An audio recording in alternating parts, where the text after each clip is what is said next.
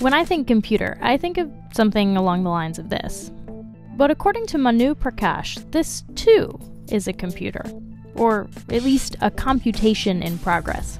I'll let him explain. Feynman and a lot of other people have talked about the fact that you cannot compute without physical elements like electrons in your computer or chalk on a whiteboard. You have to represent information with physical entities. And what Prakash figured out is that you could use these to compute.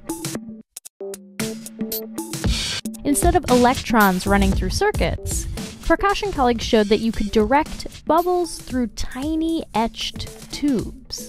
Think of the tubes as the wire in your computer. The tube only plays the role of guiding information. And the information is the bubble. Think of it as a bit. If it exists, then it's a 1, and if it doesn't exist, it's a 0. The power to compute in this system comes from flow. The flow is generated by gravity, and the reason bubble motion can be turned into a computation is that a bubble that's traveling has what I call a hydrodynamic field. Bubbles affect their environment, and that in turn affects other bubbles.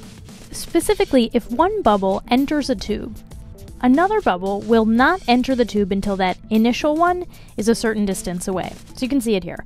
Ordinarily, the bubbles go this way, but when this bubble enters, this next bubble gets diverted down this other path.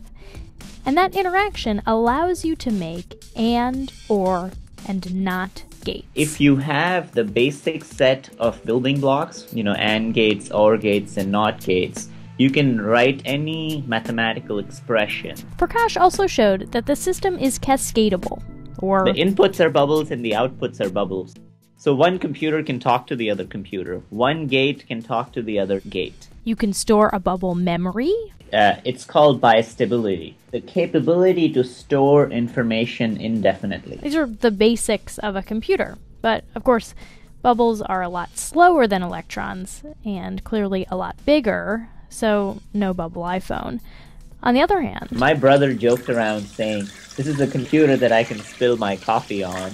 But that's not the goal. The goal relates to another property of bubbles that electrons in your computer don't have.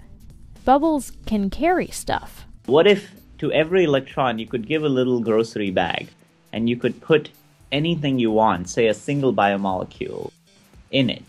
And then essentially you compute, but your material that you put in that representational bit actually ends up somewhere. Which means that you could create as you compute.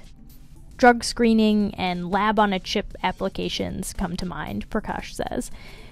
But at the same time, for many systems that can grow in complexity, it's extremely difficult to predict where they will have the most impact. Now listen to this clip from the dawn of the computer age, 1965. We are now beginning to use the machines in entirely new ways on entirely different problems. And this is the exciting part. This is the intellectual aspect of applying the machines to completely new ideas that has so excited many people in the field. Computers solved problems we never knew we had. Whether that will be true for a computer of bubbles? Well, that's still up in the air.